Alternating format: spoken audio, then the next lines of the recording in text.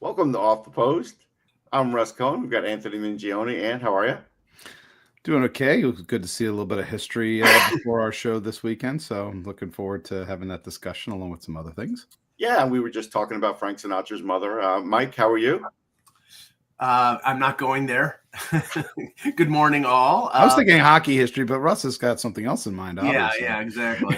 It had to do with a restaurant in Buffalo. It's a long story. Yes, very long. We're not going to get into it. But what we are going to get into, first thing is I was at the Devils-Rangers game yesterday.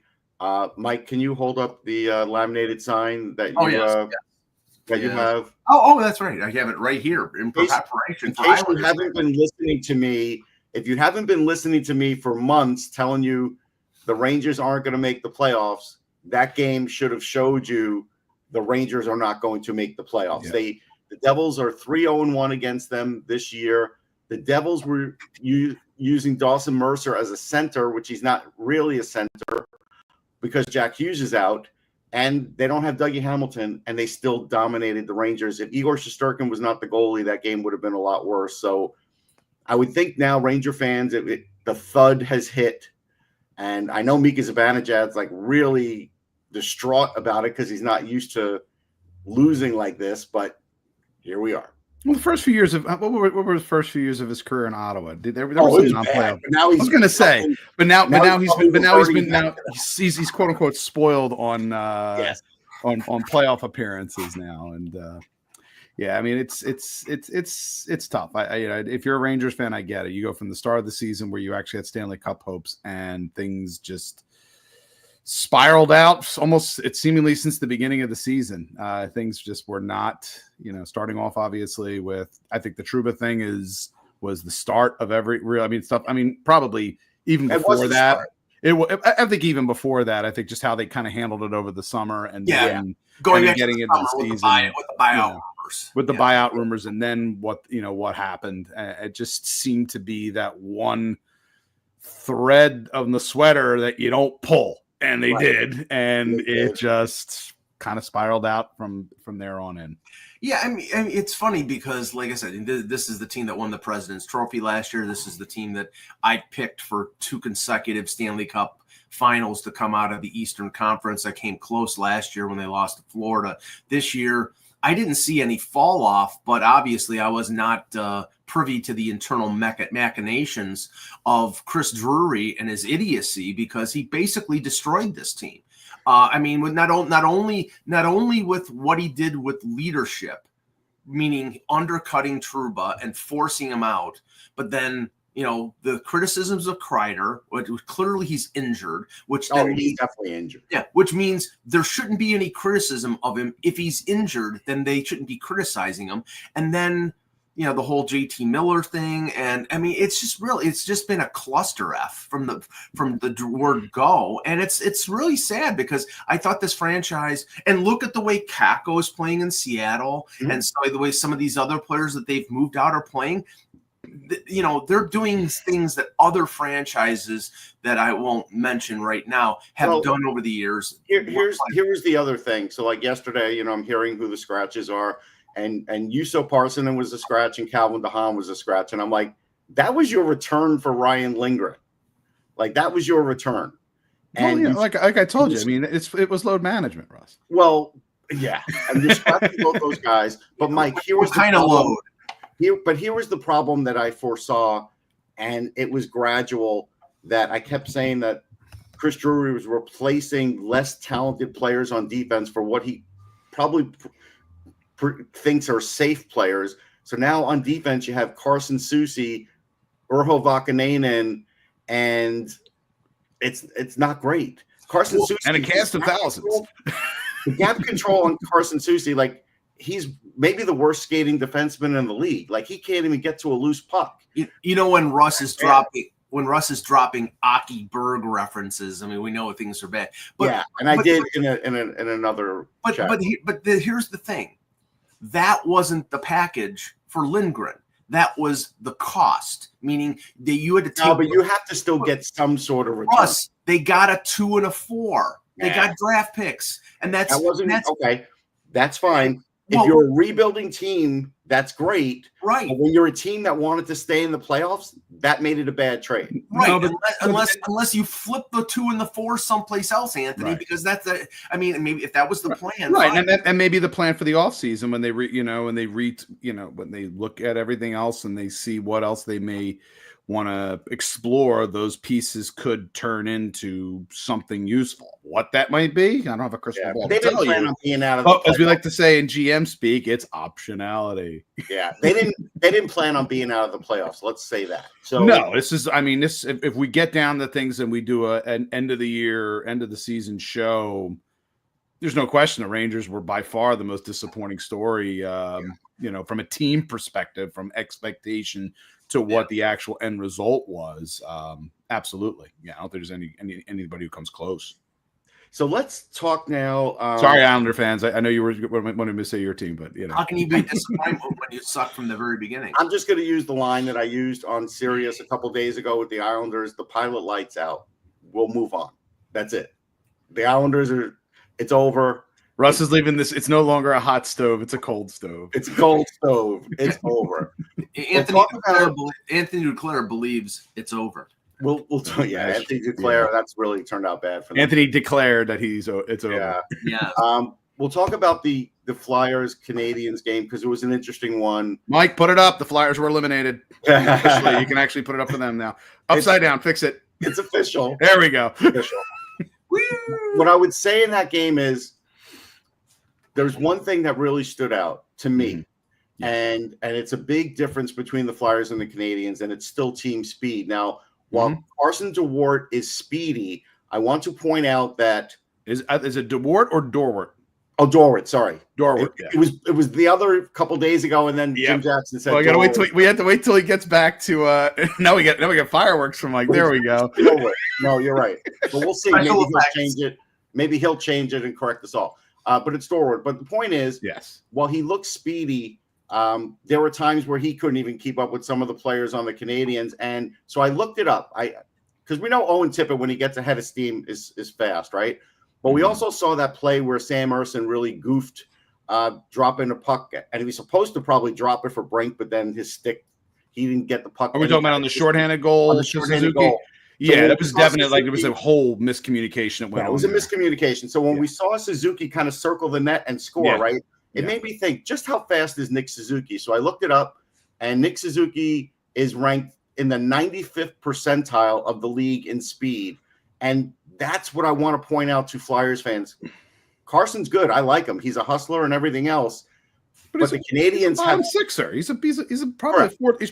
There's a decent chance he may be your fourth. If the Flyers, we all, as we said, there was conversations on Ryan Poehling at the trade deadline. Would not surprise me even a little bit if Dorwart ends up being the Poehling replacement if they decide to move on from Poehling. Right, but here's what I just want to point out.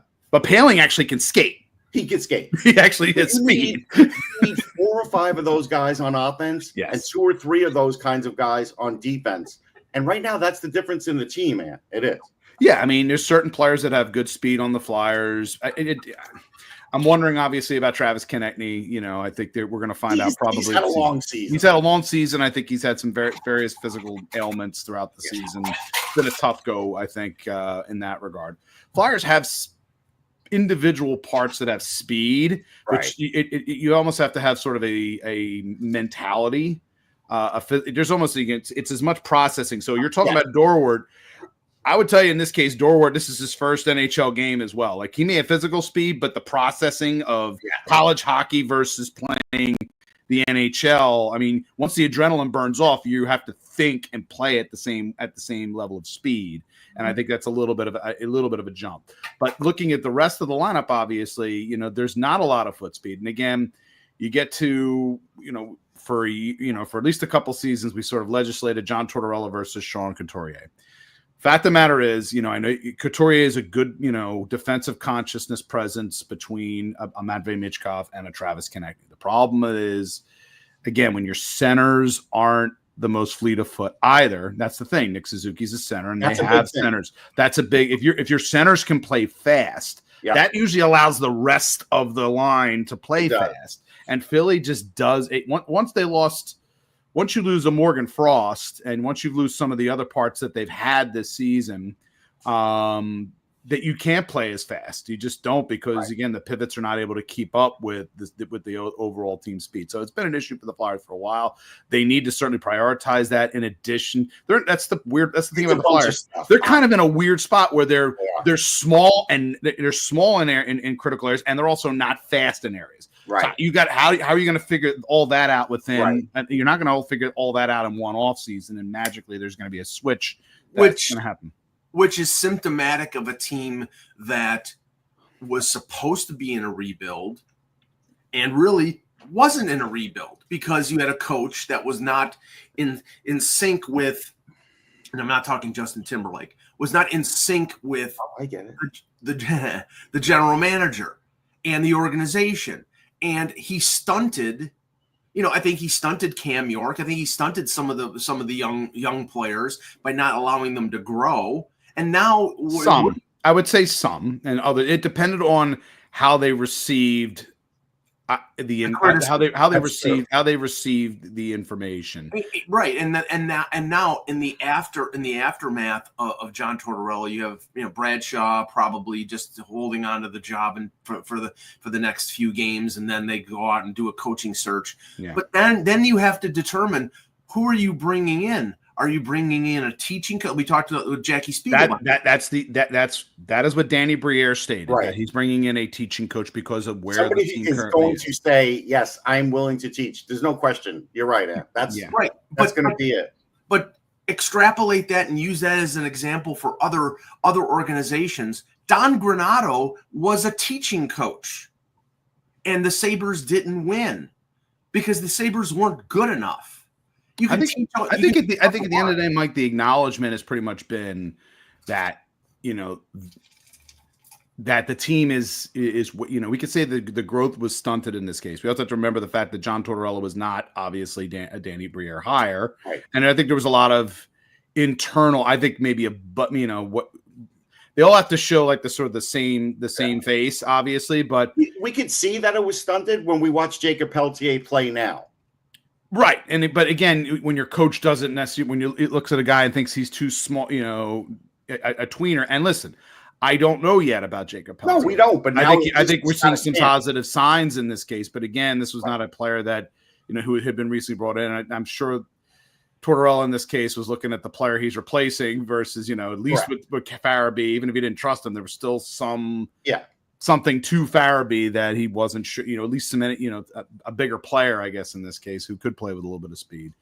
But it's just, there was an organization to me that when you look at it, I think they liked the things that some of the things that Tortorella espoused, but it's very obvious after a while that the delivery mechanism is something that was not, was something they had kind of gotten tired of in this case. Yeah. Last thing on this game, the Lane Hudson versus Matvei Michkov conversation. I think Lane Hudson answered that. I think he had already. He probably did, but but in a face-to-face matchup, that goal certainly is watch that goal. That's an incredible goal. That was absolutely, and I would say, Sam. That was one where I think his RVH wasn't as tight as it should have been there, tight in that post. But that's he only had this much. Exactly. But that tells you, you throw it at the net and you see what happens. And and absolutely Hudson wired it, and he's had an incredible season. And I think when we get down to it, I said it last night. I said, if you were sort of, I certainly believe Michkov will be amongst the three finalists for the Calder this year. So too. But I don't, at this point now, do I think he's not. I think Hudson, especially if the Canadians make the playoffs, right? To me, that's a massive tipping factor there in his favor, and I think it's probably at the end if I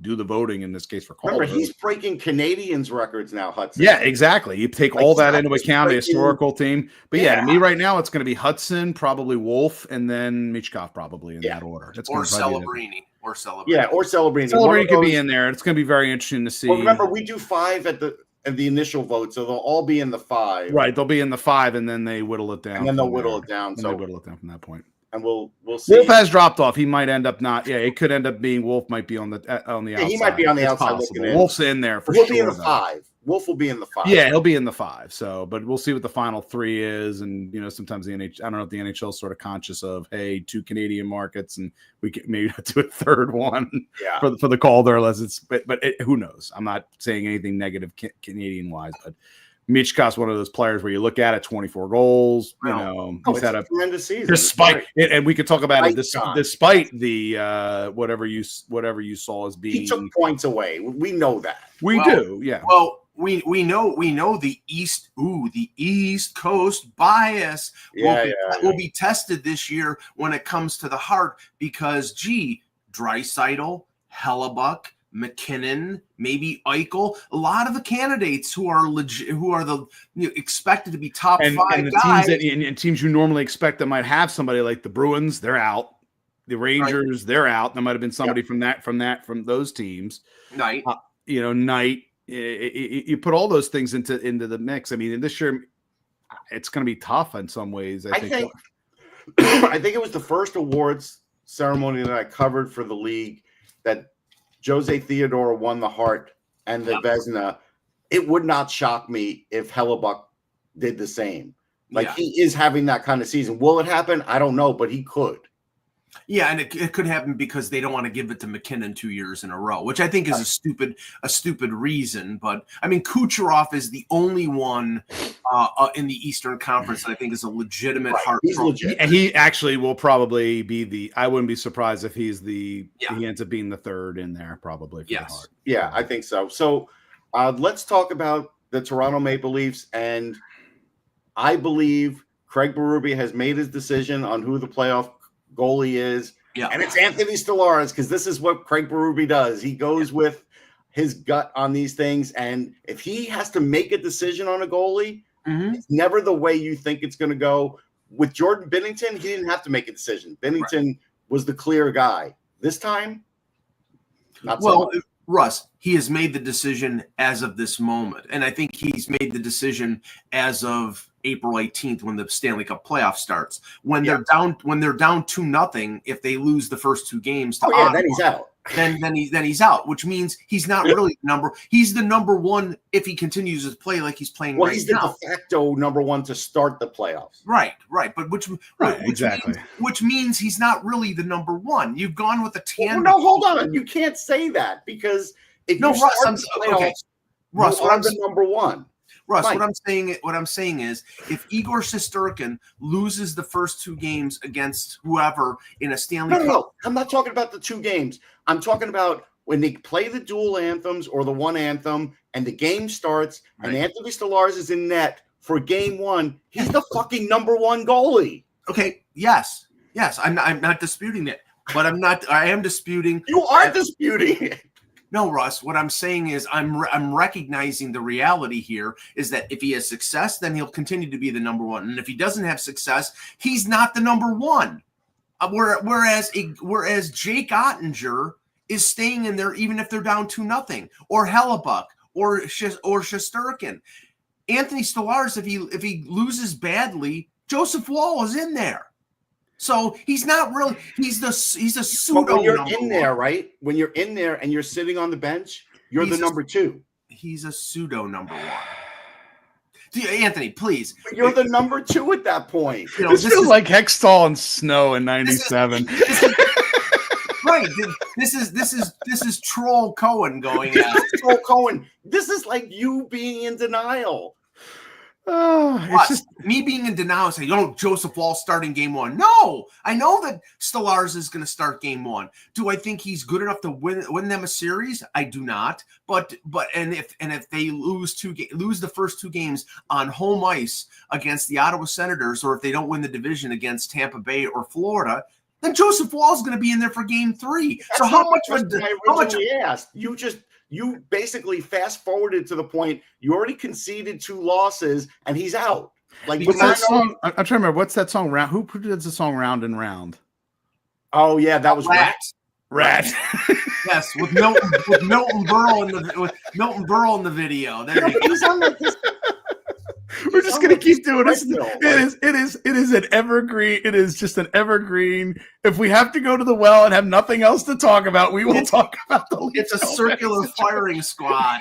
That's what it It's just Circle jerk. it's mind numbing. no, thanks. That's what it feels like. So here's something else. Here's something else though. Yeah. When the season began, raise your hand if you thought that Nylander would have more goals than Matthews. Nobody did. No, But nobody could conceive Saving it all for the playoffs. No, I mean, you know, you have to. I mean, you can't. Oh, you factor in the injuries, but I'm just saying. Yeah, absolutely. You have to. That's. I mean, that plus, yeah, he missed a month. He missed 3 weeks, then a week. But he hasn't played consistently since the return from the Four Nations, which again. The Four Nations, you know, I'm sure everybody loved it, but, you know, there are certain teams like Boston and Florida, and maybe to a lesser extent Toronto, where I don't think Austin Matthews has played like Austin Matthews. He's played better recently, but he's just not the same player. So he's dealing with injuries, and when you're playing in a tournament that was balls out like the Four Nations and that everybody played that way, I mean, it's going to take something out of you. But, you know, the thing is, they beat Florida. That was a big victory for them. They played playoffs. That was huge. I think that was for confidence factor. I mean, granted, it's not a playoff, but it's a playoff race. You're trying to get to that, you know, optimal situation there, and you know, it doesn't fall on me that you know, you have Brad Marchand in the other lineup, so you have a little bit of that Boston Bruins flavor to it. They won a game that traditionally they would lose against a team like Columbus, who's dominated them this year in their previous matchups. So, and they beat them decidedly. And gee, lo and behold, they put Nick Robertson back in the lineup and he scores 2 goals. And I was going to ask, will he play that little guy in the playoffs? Probably not, because he's David, good. He's really Russ, you're preaching to the choir here. I would put him in the lineup, but in a fourth line role. Now, first of all, David Kampf was out, and David Kampf, I just think is a flawed player, but he's, you know, face-off guy and a penalty killer. So do you want that on your fourth line? Probably. But Max Pacioretty, your favorite boy, is skating, and he is healthy. He's just not coming back because of LTIR. He will be in the lineup in game 1. And that heavy is what got Craig Berube his first Stanley Cup in St. Louis. He had a heavy lineup that could wear other teams down. You still have unless there is a critical injury. Yeah, I don't think Nick Robertson probably. It's a shame, but it will require. And listen, that could be a big moment for Nick Robertson, because again, if somebody goes down and he comes in and he pops a couple critical goals, Berube will keep him in. He has scored in the playoffs before, and, you know, a team needs depth. So, you know, having 14 forwards, and by the way, Ryan Reeves scored with the Marlies, so you can't wait about, you know, we can't, you know, it's you're going to have to factor him in the taxi squad.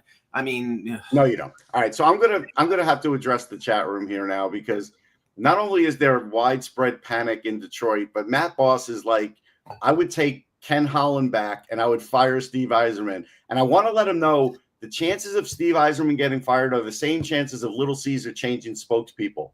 So, like, unless they were to make that change, I don't believe Steve Yzerman will get fired. Do either of you think Steve Yzerman will get fired?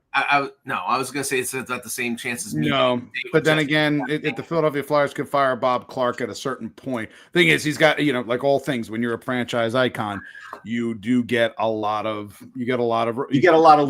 leeway. You do, and he's again the thing that's gotten the Red Wings, as we all know, has been paying high dollar value on mid-level players. That's the thing that kills you, I think, and that's the thing he's got to kind of work out. But does he have enough cachet franchise-wise to be able to navigate that? Sure, but Detroit's got to start cracking. Got to break through soon. I would say. I wouldn't say he has that much leeway. I would say he's probably got maybe a season or two. You know, I think we'll have, if we swing back to this conversation, guys, and we're in the same spot next season, and Detroit is not knocking on the playoff door, that's a different. Then that's, to me, a whole that conversation gets very interesting. So wait, like the pickup of Craig Smith at the deadline with 2 points in 12 games, that was bad. Oh, and Peter Mrazek. Yeah. I mean, it's.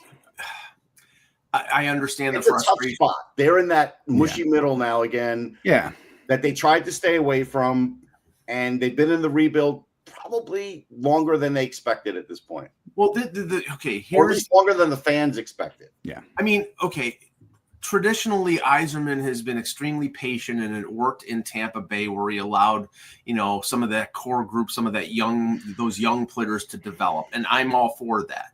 But when you have a goaltender that you draft in the first round like Sebastian Cossa, and you have to wait 4 years from when he's drafted for him to get in the lineup, maybe it would have been a good idea to go out and get a goaltender. Now, Talbot has played pretty decently this year at times. Apparently Mrazek has played well since they got him, but they needed a number one goalie, and there were goalies out there. Markstrom was out there before he signed the contract. Hellebuck was out there, Gibson and Demko. I mean, they could have, but he doesn't want to give up the guys like Edmonds. He doesn't want to give up any assets, and he doesn't want to spend any money, and that's a hard thing to do. Well, I think he's spending the money, but he doesn't want to spend. No, but he doesn't want to spend sometimes he doesn't want to spend top money. Money. Right, and that's the thing. And that's the thing. Okay, you want to keep your powder dry, but okay, you've got to win. And it's like that fan base is as frustrated as the Buffalo fan base with not making the playoffs. It's as frustrated as the Toronto fan base, who was made it past the first round 1 year in 9. I mean, I'm sorry. It's like the Ottawa fan base, who hasn't made the playoffs since 2017. I mean, these are franchises that should not be out of the playoffs as long as they have or had success. Right. Ottawa looks safe, so good for them. Yes. I think they look safe, and they do. And that's fine. All right, so let's talk about Buffalo. Mike, have you done the math to see if what the chances of them making the playoffs are? Have you gone to any of the websites to see what the percentage is? Ironically, a couple days ago, I went to Money Puck, and it said 0%. They weren't eliminated. There wasn't an E. I don't believe in your advanced stats. Yeah, I wish I had 2 pencils so I could do what John Belushi did in Animal House when he said that your grade point average is 0.0. No, I didn't break out the micrometer, but I mean, it's not. There isn't the E next to their name to be that they're mathematically eliminated. But yeah, I mean, Montreal, I believe, is 9 points ahead of them or 7 points ahead of them. They have 7 games remaining. So, I mean, do the math. So it's like, it's not happening. But, okay, what they're doing. Okay. It's 11 points. They were 11 points ahead of them. The Canadians ahead of the Sabres? Yes. Yeah, then it's pretty much over with. 72 for the Sabres, 83 for the Canadians. Yeah. So the Sabres have 7 games remaining. That's 14 possible points. The magic number is 3. So if Montreal gets 3 points, a win and a loser point, then it's over. It's not happening. So, but okay. But here is like the devil on one shoulder and the angel on the other. The angel or Animal House references. I'm in. Yeah, there you go. Tom Hulse. Yeah, I'm not. No, right. It's my favorite movie of all time. It really is. It's great. I'm sorry, Mike. It's great. It's great. It's one of my favorites too. Oh, okay. I thought you were going to give me like a Humphrey Bogart classic. I didn't know where you go. Russ, That's my favorite. Would you stop jumping down my throat? But the angel here is, well, they've had amazing success recently. I think somebody at the arena yesterday said they're 11-2 in their last 13 games at home. And Mike Harrington just tweeted out this morning, they've beaten Vegas, they've beaten Edmonton, they've beaten Winnipeg, they've beaten all these everybody. But they've beaten the good teams, the teams that they work themselves up into a lather to play. But they lose to Boston. They lose to Utah. They lose the games that they should win because they have more talent than those teams. And that's a motivational problem. Now, I don't know if it's rough. I think that's internal. I think that's the players. Maturity. It's right. But how long can you use that excuse? Now, the devil is, okay, nobody wants to hear this, but 2.5 weeks ago, you had a top 5 draft pick in a draft that we know is top 5 heavy, and then it drops off a little bit. Nobody wants to hear, well, all they do is, we don't need another prospect. Yeah, you do, because you get that prospect, or you have a top 5 draft pick, and you're an organization that has trouble getting players to come here. You can trade for those players using a top 5 draft pick or using a player that you draft. Like, I'll give you a scenario. You get a top 5 pick. Let's say you get a blank player that now it gives you real good depth in that organization. Well, now you can go trade that player and some picks and get something bigger. Like, that's what you do. Yeah, no, definitely. I mean, if you can't get players to come here by signing them as free agents, and we know the formula here, they had to overpay. And okay, it turned out well because Jason Zucker's had a really good year, and they re-signed him to a 2-year contract, and he's had a positive effect in the room. But Jason Zucker was not a $5 million player, no. not in the remotest of sense. He wasn't. Now they've had to re-sign Jordan Greenway for $4 million for 2 years. He's not a $4 million player. He's a good player. He's a useful player, but they had to pay him more to stay here. That's the thing. That's the problem. And this is an organization, they've paid Dylan Cousins and they traded him. They've paid Jack Eichel and they've traded him. They've paid a number of players, and then there's sort of like buyer's remorse, or the players don't want to stay here. So this is the problem with the organization, and the problem that they have to navigate, whether it's Kevin Adams as the general manager or somebody else. You have to have players want to come to your city. And right now, after losing 14 straight years of outside the playoffs, who in the hell wants to come to Buffalo to play? That's fair. All right.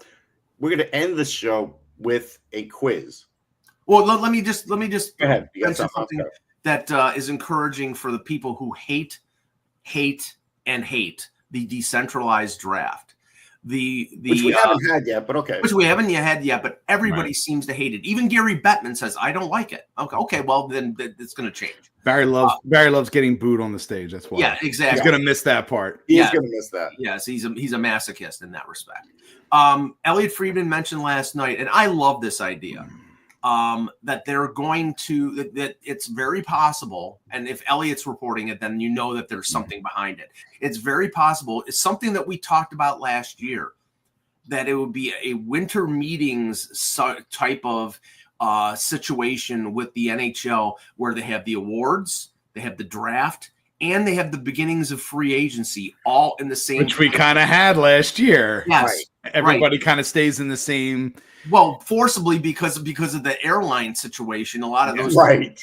But sometimes weird stuff that's true. Allows for here's a thought. But he's talking about over, say, a 4 or 5 day stretch that they like the winter meetings, for Major League Baseball, that might be the model that they summer meetings. And I'm like, you know what? That's because honestly, having all the teams there at the beginning of July, or if you move up free agency to June the 30th or whatever, or you have the draft on June 29th and 30th, and then July 1st, and everybody's there. Sign me up, man. I'll be there with it sounds great. I'm going to say this now. For the GMs who have been the ones who have wanted this thing to be decentralized, it's like the literal opposite, complete opposite. If you don't want other people hearing about all of your business invariably, this is going to be the biggest nightmare for them, because at least you get to go back to your home city for the start of free agency and kind of keep your cards. You might things might change close to the vest. Yeah, I don't know either. This sounds like something that got floated by the league that doesn't, whoever it is who doesn't like it, and saying, hey, let's make it easy for everybody and just do everything here. Right. Well, and they talked to Elliot, but it's like literally the opposite. Like, you can't get more opposite than what we're getting this year. And more Marriott points too. And what this might be is, okay, we went all the way to the left. Now this proposal is going all the way to the right. That's my point. Be back in the middle and just have the draft. You know what I'm saying? Like that. That's the negotiating point. All right. Here's the last thing. Yes. The last moment. It's a quiz, and I know you guys like a good quiz, especially Anthony. So pop quiz here. How many flavors of Oreos exist? When I grew up, there was one. Right. How many are there now? 12. 12. No, that's small. That's a small number. I'm going to go, let's say at this point now, various production. I'll double Mike here. I'm going to say 25. 83. $85. What? I win. You win because the price is right. I win the prize. I think we all lose otherwise. 85. Do we lose? Because the fact of the matter is, Russ, you still want the good old fashioned Oreo. You could still go get the good old fashioned Oreo. And that's what I do. That's fine. You're just complaining. You are literally old man yelling at clouds. I don't care. And then you wonder why it's about choices. Sorry, and then you wonder why diabetes is running rampant. Right. I would like anybody in the chat room to tell me 5 of those other flavors that are their favorites other than the original, and they can post it and we'll bring it up next show. But that's it for Off the Post. We'll catch everybody next time. Take care, everybody. Give me those maple flavored Oreos.